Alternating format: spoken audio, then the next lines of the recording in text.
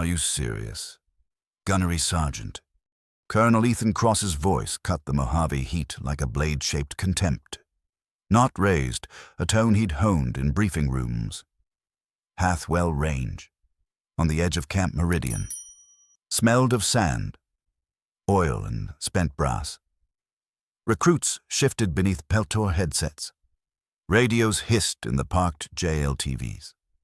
The sun had flattened the horizon, and everyone seemed to lean toward the small drama at the check-in desk. Caleb Hunt Mercer looked like weather-made human skin carved by sun. Hands folded behind his back, eyes fixed on Lane 4, where targets shimmered in heat. His canvas jacket carried a frayed silver patch, Specter 6 thread dulled but stubborn. He didn't read as a disruption so much as a promise that wouldn't be dismissed. Cross leaned forward. Chin a spear. You're telling me this gentleman wants Lane 4 with a precision rifle? The question was performance. The answer would be private punishment. Gunnery Sergeant Luis Miller. Rojas's jaw tightened. Sir, Mr. Mercer's civilian marksmanship certification is valid. He requested 1 hour on Lane 4. Miller's voice was steady. Cross's sneer tilted the morning. Mercer moved with the slow economy of habit. He set a battered leather case at his feet and opened it with the kind of calm that belonged to rituals.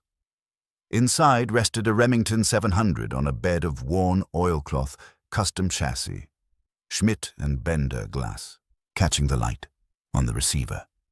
Faint as a scar. The engraving read RM 700 7193, carved into the forend. Deliberate and small were 3 letters, DAN. In that instant, the rifle was not spectacle. It was memory folded into wood and metal. Cross tested ritual with regulation. He can barely stand, he said. Loud enough that radios and drivers in the parked vehicles registered it. We have active duty on schedule. This isn't a museum. He jabbed a finger at the patch as if it were proof of sentimentality, not history. Mercer's fingers brushed the carved letters the way one touches a gravestone. For a second, his face unstitched and rain-stitched memory slid through a younger laugh. A folded patch in a care package. Miller stepped forward to shield him. Cross, flushed with authority. Cut him off. Escort him off base. Now. The order dropped like a guillotine. The recruits inhaled and held it. Behind the control tower, Miller took the call he was trained to make in odd, urgent corners of the job. His voice came back tight. Master Sergeant Davis. It's Miller, Hathwell Range. We've got a civilian A long. Thin silence. Then Davis. Low and cold. Keep that man there. Do not let him leave. Miller's hand trembled for a breath before he slid the phone away. Mercer sat back on the bench, unhurried, opened a small tin, and held what was inside like a relic.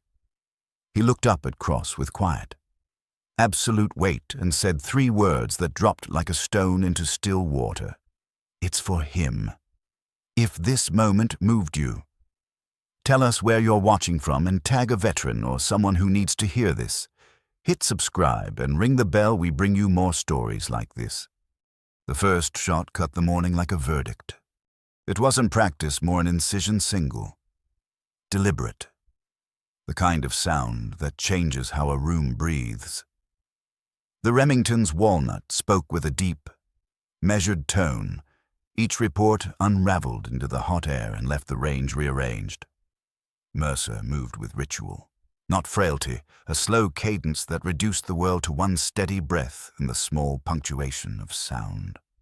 The firing line stopped reading like a schedule and started feeling like a ledger of names. Colonel Ethan Cross tried to shove that ritual back into a checklist. He barked about timetables and troop readiness, his voice trying to clip the moment into routine. This is range time for our Marines, he said, treating the act as an administrative error. Recruits shifted awkward, curious, defensive. Most of them came with lists. Mercer carried something older, a debt kept in quiet increments.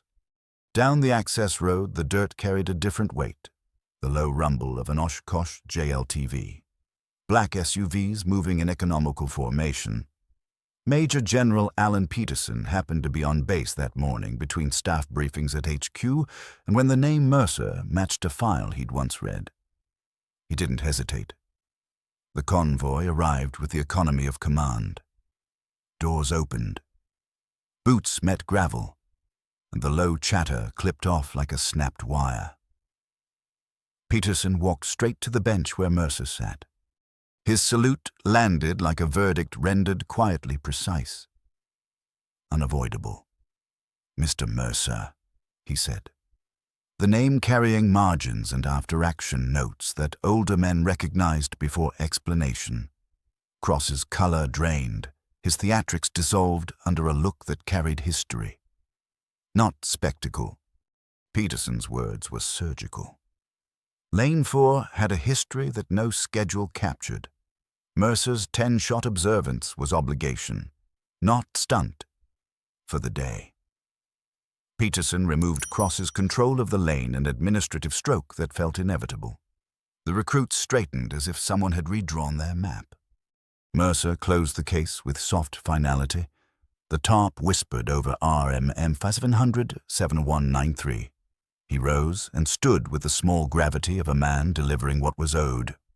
"The uniform changes," he said, voice worn and exact.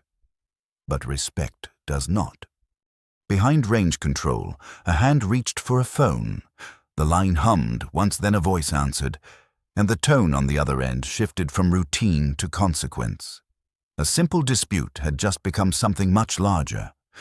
He grabbed the handset like a man snatching the last rung on a ladder, no ceremony.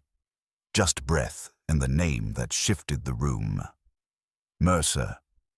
Master Sergeant Frank Davis ran because some names rearranged the world, and Mercer's was one of them. He cut across headquarters past framed citations and the low hum of fluorescent lights, boots hammering a corridor softened by years of worse mornings. He didn't knock at Major General Peterson's door. He barreled in. Voice flat and urgent, Mercer. Specter 6. Peterson was already on base that morning between staff briefings at HQ and when the name matched a file he'd once thumbed through. He moved without hesitation. The effect was immediate. Gossip in the chow line became a classified note in a folder, a docket, a margin scribble that carried weight. Peterson folded a briefing sheet closed with the efficient motion of someone who keeps storms in neat stacks. "Show me," he said. "Back at range control." Miller watched the day tilt. Recruits sat straighter. Cross's face tightened, and Mercer held to his, quiet like a rock. Davis pushed a wheeled cart into a cramped records room where carbon copies and yellowed memos kept stories half buried. He worked with the speed of old habit cross-references, inked marginalia, an eye for notations that mattered. The files smelled of toner and old ink. They were clinical and heavy with implication. The pages weren't dramatic on their own. They were accumulation thin after-action reports, redacted lines, hand-scrawled updates. There were notes about improbable shots and teams that moved like shadows. A spotter listed as D. Ames surfaced in a margin note. A faded photograph showed a freckled kid leaning on a rifle, grinning like the kind of man who would swear you'd never see him coming. Somewhere in a different hand, someone had stamped a ledger entry Specter 6 legacy. Taken together, these small facts made a weight that felt like evidence. Davis slid a thin photograph across the table.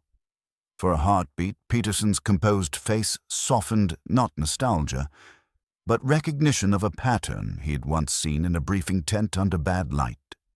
He tapped the photo and issued an order that snapped the room into motion. "Pull every file connected to Ames. Flag it for higher command review. Get the sergeant major." Meanwhile, Mercer sat in the truck bay and let memory do what memory does best, open and drown the present. The flashback came like rain. 1971, a muddy line. Canvas smelling of wet cotton and iron. He could see Danos's grin, the way a mother's sewing turned cloth into a covenant, the narrow world reduced to breath and wind calls. The recollection didn't lionize. It clarified this was not a spectacle. It was a vow kept in silence. In the records room, a drawer slid free and a folder lay bare. The top page bore a sterile stamp small print. Big consequence flagged for higher command review. Veterans in the doorway inhaled as if someone had struck flint. Peterson folded the photograph into a file, thumbed its edge, and picked up the secure line. His voice, low and even, cut across the office. Notify the sergeant major. Pull every reference. Report this up the chain. Outside. Lane 4 weighted targets neat. Gravel settled. A strip of earth that had been private and was now official. What had begun as a private remembrance had been folded into command channels, whatever the files said next. The range had already become the hinge between past debts and present duty. He felt it like a paper cutter, clean, administrative, and final. Within days, an administrative reassignment packet arrived on Colonel Ethan Cross's desk, no sirens. No public spectacle, just boxes packed. Keys turned in, and a polite handshake that read like judgment. Cross kept his rank and his uniform, but the room around him shifted. The easy nods became polite. Neutral ticks. It was an undoing that didn't make headlines but rearranged a life all the same. Mercer's world narrowed to soil and small. Steady work. He drove back across scrub and low ridgelines to a narrow suburban plot that smelled of turned earth and lemon peel. In his garage, the Remington slept in a locked case. The serial RM-M700-7193 peaked where the tarp shifted, a private mark in an otherwise ordinary life. He knelt between rows of seedlings and tamped dirt around a stubborn tomato. Each small motion, a practiced correction. The rifle had been a ledger. The garden was an insistence that something could still be tended. On base. Peterson's response took form without fanfare. The directive Ghost of Hathwell Range landed on the training calendar as a modest, practical insertion, an hour-long module on veteran relations and institutional memory, focused on listening before judgment. Whiteboards filled with scenarios. Instructors argued tone and phrasing. The mess hall framed the Specter Six patch behind glass with a caption meant to explain, not to lionize. The display pulled eyes because it was quiet. Men filed past with the usual economy of purpose. And one corporal, the same who had stood at attention the morning Mercer came to Lane 4, paused. He brushed a thumb along the frayed edge in private and felt the tug of a story stitched into cloth. Cross found humility in a garden center aisle. He tracked Mercer among seed packets and peat pots and offered the apology he could manage short. Awkward, sincere. Mercer accepted without ceremony and pressed a packet of tomato seeds into his hand. Plant it, he said. Learn to tend. Cross left with soil under his nails and a private task that no headline would record. Routine resumed, but not everything settled cleanly. One night, a watchstander noticed the mess hall case slightly ajar and a cap tossed by Lane 4. No alarm sounded. 2 hands calloused from PT, heavy with curiosity, slipped inside the case, closed over the frayed cloth, and tucked it into a jacket. He kept it hidden that morning, afraid. Not proud, and the weight of that choice would trouble him later when someone asked for its return. The patch in his pocket was not a trophy. It was a small, dangerous promise. Some seeds are planted in soil. Some are planted in people. The one in that corporal's pocket would sprout in ways the base calendar could not schedule quiet. Unsettling, and stubbornly alive. The last sound of the morning left a clean hollow, not emptier. Just truer. Caleb Hunt Mercer closed the Remington's case with the quiet of someone finishing a sentence. For a blink, the serial RM-M700-7193 flashed beneath the tarp. The carved letters DAN rested in the wood like a small, stubborn promise. Around him, the base returned to its gears, JLTVs easing over gravel, instructors sharpening slides, recruits trading wind calls with the focused precision of new habits.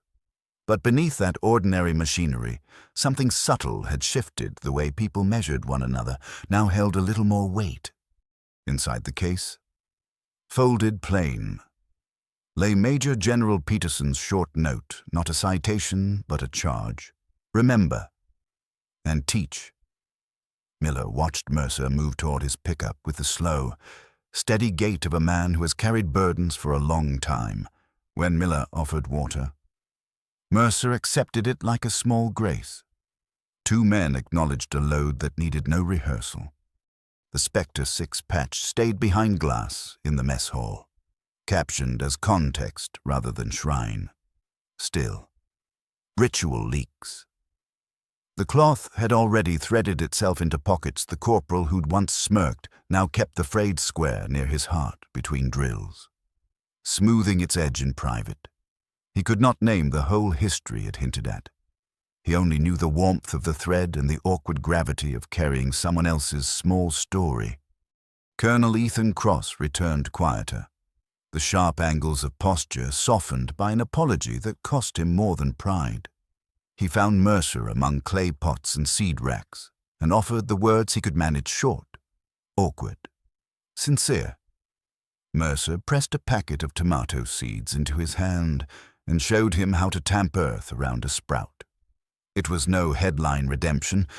It was slow, honest labor, the kind that changes a man in increments rather than headlines. Peterson's directive slid into the curriculum as a modest insertion, an hour-long module on listening to veterans, preserving institutional memory, and practicing the humility to ask before you judge.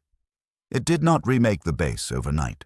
Habits remade people, small lessons accumulated.